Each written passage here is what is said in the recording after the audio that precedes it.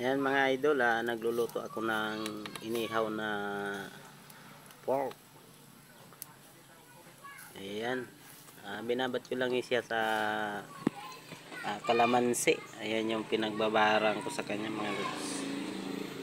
At saka patis, bawang, sibuyas at ayan, mga additional na pampasarap.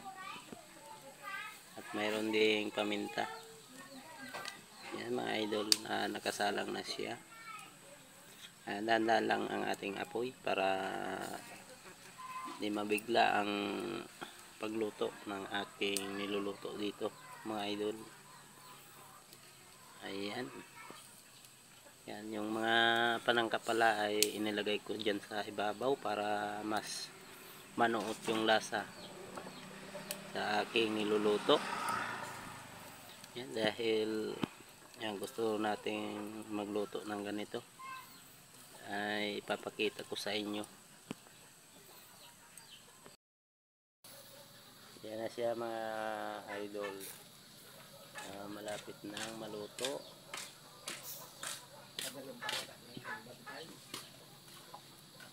Kunting oras na lang at maluto ng ating inihaw na pork. Malapit na. Yan, malapit na din gumabi. Yan.